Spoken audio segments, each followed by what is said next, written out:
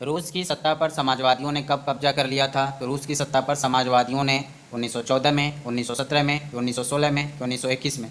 तो रूस की सत्ता पर समाजवादियों ने 1917 में कब्जा कर लिया था। यूरोप में सबसे पिछड़ा औद्योगिक देश कौन सा था? रूस था, इंग्लैंड था, जर्मनी था, ऑस्ट्रेलिया था। तो यूरोप में सबसे पिछड़ा औद्योगिक देश कौन सा था? रूस था। समाजवादी की सबसे पहली सरकार कहाँ पे बनी थी? फ्रांस में, जर्मनी में, भारत में, रूस में। तो समाजवादी की सबसे पहली सरकार रूस में बनी थी। 1914 में रूस और उसके पूरे साम्राज्य पर किसका शासन था? जार निकोलस द्वितीय का, जार निकोलस प्रथम का, अलेक्जेंडर का, इमैनुअल द्वितीय का। तो 1914 में रूस और उसके पूरे साम्राज्य पर जार निकोलस द्वितीय का शासन था। रूसी साम्राज्य के क्षेत्र में कौन कौन सा इलाका आता था, यानी कि रूस का जो साम्राज्य पूरा था उसमें कौन कौन से इलाके शामिल थे?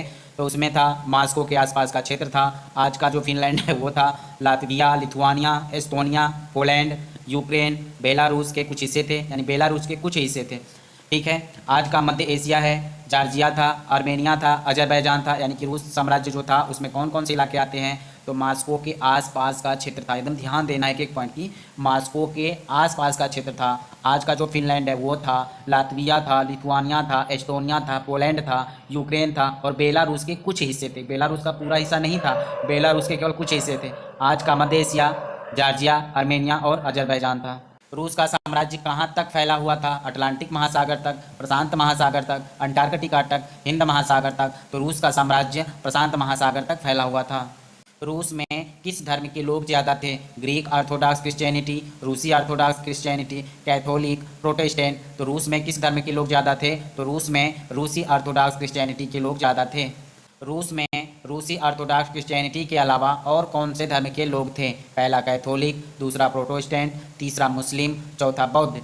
तो इसमें कौन सा ऑप्शन सही होगा? पहला 1 और 2, दूसरा 3 और 4 है, तीसरा केवल 1 है, चौथा केवल 2 है। तो रूस में रूसी ऑर्थोडॉक्स की क्रिश्चियनिटी की संख्या तो सबसे ज़्यादा थी वहाँ पे। उसके अलावा और कौन से धर्म के लोग थे? तो इसमें कैथोलिक भी थे, प्रोटेस्टेंट भी थे, मुस्लिम भी थे और बौद्ध भी थे।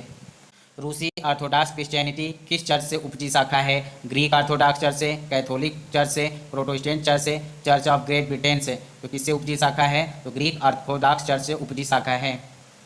रूसी साम्राज्य की कितनी प्रतिशत जनता आजीविका के लिए खेती पर निर्भर थी? 80%, 70%, 60% या 50%? तो रूसी साम्राज्य की 80% जो जनता थी वह आजीविका के लिए खेती पर निर्भर थी। फ्रांस और जर्मनी की कितनी प्रतिशत जनता आजीविका के लिए खेती पर निर्भर है? तो 40 से 50%, 50 से 60%, 60 से 70% या 30 से 40%? तो फ्रांस और जर्मनी की जो जनता थी वो थी 40 से 50% जो जनता थी फ्रांस और जर्मनी की, वह आजीविका के लिए खेती पर निर्भर थी। है नहीं होगा, थी, वो इतिहास की बात हो रही है। और रूस में कितनी प्रतिशत जनता आजीविका के लिए खेती पर निर्भर थी? तो 80% थी। वहीं फ्रांस और जर्मनी की बात करें तो 40 से 50%। अनाज का सबसे बड़ा निर्यातक देश था? रूस, फ्रांस, जर्मनी, इंग्लैंड। तो अनाज का सबसे बड़ा निर्यातक देश कौन होगा?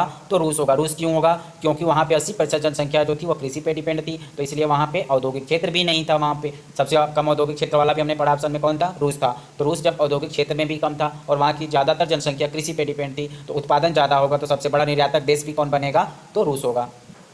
रूस के औद्योगिक क्षेत्र थे सेंट पीटर्सबर्ग, मॉस्को, राइन, सरपुखो। तो रूस के औद्योगिक क्षेत्र 2 थे। वह 2 कौन थे?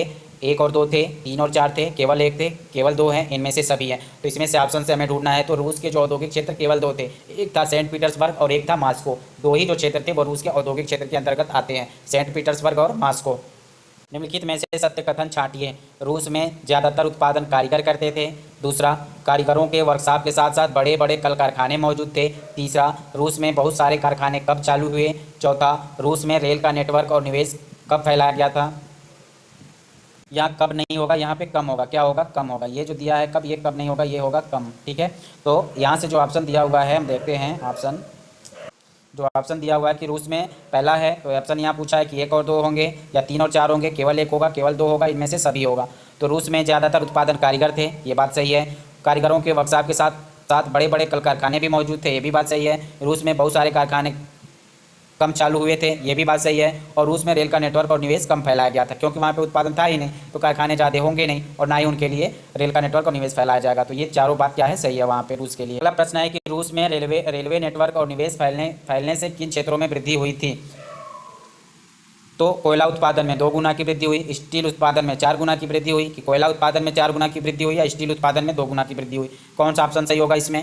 पहला और दूसरा, तीसरा और चौथा, केवल एक, केवल दो, इनमें से सभी। तो रूस के रेलवे नेटवर्क और निवेश फैलने से किन क्षेत्रों में वृद्धि हुई थी? तो कोयला उत्पादन में 2 गुना वृद्धि हुआ था और स्टील उत्पादन में 4 गुना वृद्धि हुआ था। यानी कि कोयला में कितना उत्पादन हुआ? 2 और स्टील में 4। ठीक है, ये चीज़ हमें याद रखनी है। किस समय तक रूस में कारीगरों और कारखानों की संख्या बराबर हो गई थी? सन 1900 में, सन 1990 में, 1899 में, 1850 में।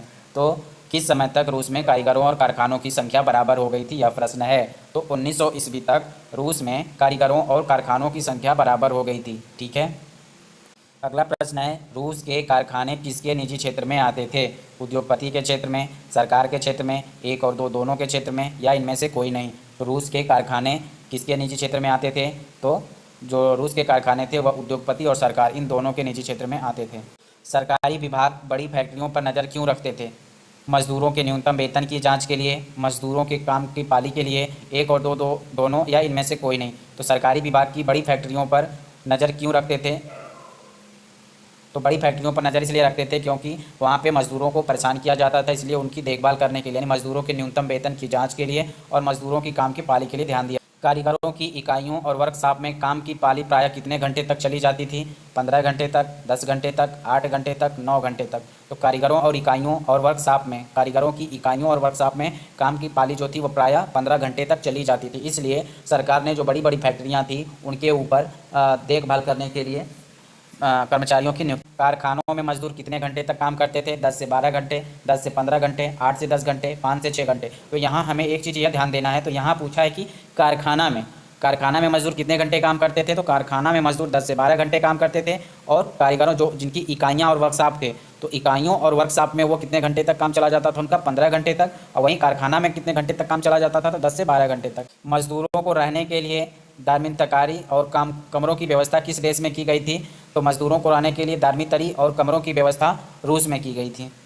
अगला प्रश्न क्या है कि मजदूर किस स्तर पर बटे हुए थे? सामाजिक स्तर पर, आर्थिक स्तर पर, धार्मिक स्तर पर, या राजनीतिक स्तर पर? कौन सा ऑप्शन सही होगा? पहला और दूसरा, तीसरा और चौथा, केवल एक, केवल दो। तो मजदूर जो बटे हुए थे वो चारों स्तर पे बटे हुए थे। वो सामाजिक स्तर पे भी बटे हुए थे, आर्थिक स्तर पे भी बटे हुए थे, धार्मिक स्तर पर भी बटे हुए थे और राजनीतिक स्तर पे भी बटे हुए थे। यानी रूस के मजदूर जो थे वो सामाजिक, आर्थिक, धार्मिक और राजनीतिक चारों स्तर पर बटे हुए थे। अगला प्रश्न है कि 1914 में फैक्ट्री मजदूरों में औरतों की संख्या कितनी थी? 1914 में, रूस की बात हो रही है, रूस क्रांति के बारे में हम पढ़ रहे हैं। तो रूस में 1914 में फैक्ट्री में मजदूरों में, जो फैक्ट्री मजदूर थे उनमें औरतों की संख्या कितनी थी?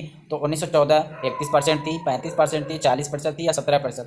तो 1914 में फैक्ट्री मजदूरों में औरतों की संख्या वो जो थी वो 31% थी। रूस में जो मजदूर थे, काम करने वाले थे, उसमें औरतों को मर्दों के मुकाबले कितनी तनख्वाह मिलती थी? आधे से 3/4, आधे से 1/4, पूरे का 3/4, या पूरे का 1/4? तो औरतों को मर्दों के मुकाबले जो तनख्वाह मिलती थी वो आधे से 3/4 मिलती थी। मजदूरों ने पहला कपड़ा मिल हड़ताल कब किया था? यानी रूस में मजदूरों ने पहला कपड़ा मिल हड़ताल कब किया था? तो 1896 में, 1897 में, 1896 में, 1892 में। तो मजदूरों ने पहला कपड़ा मिल हड़ताल किया था रूस में 1896-97 में। ठीक है, इसलिए पहला ऑप्शन सही। मजदूरों द्वारा धातु उद्योग में हड़ताल कब किया गया? 1902 में, 1901 में, 1903 में, 1905 में। तो मजदूरों द्वारा धातु उद्योग में हड़ताल 1902 में किया गया था।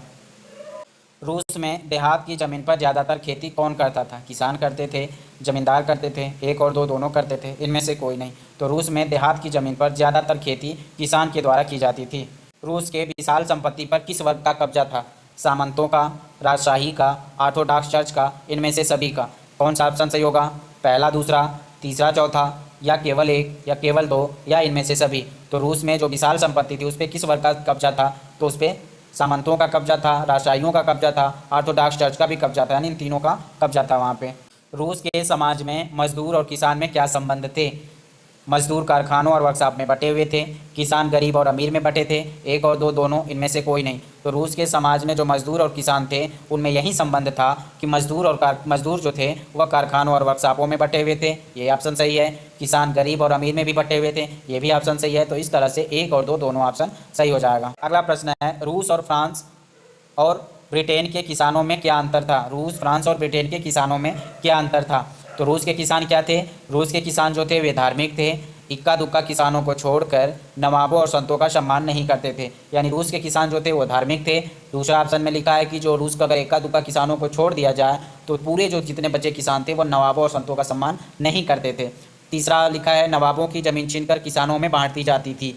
ठीक। चौथा, कहीं कहीं जमींदारों की भी हत्या हुई थी। तो ये कहाँ पे मिलता है? रूस में देखने को मिलता है। वहीं फ्रांस और ब्रिटेन के किसान की बात करें तो फ्रांस और ब्रिटेन के जो किसान थे वो नवाबों का सम्मान करते थे और नवाबों को बचाने के लिए युद्ध भी लड़ते थे। ठीक इसके विपरीत क्या होता था? रूस में उल्टा होता था। इक्का दुक्का किसान को छोड़ दिया जाए तो कोई भी किसान वहाँ नवाब और का सम्मान नहीं करते थे। ठीक है। और नवाबों से ज़मीन छीनकर किसानों में बांट भी देते थे। कहीं कहीं जमींदारों की हत्या करते थे और ये धार्मिक किसान थे। रूस के नवाबों की हत्या। प्रश्न है कि रूस के नवाबों की हत्या से संबंध है। किसानों के द्वारा जमींदारों की हत्या दक्षिणी रूस में कब होने लगी थी? यानी कि किसानों के द्वारा जो जमींदारों की हत्या की गई थी वह रूस में कब देखने को मिलती है? दक्षिणी रूस में कब देखने को मिलती है? 1902 में, 1905 में, 1906 में, 1904 में। तो किसानों के द्वारा जमींदारों की हत्या जो दक्षिणी रूस में देखने को मिलती है वो 1902 में देखने को मिलती है।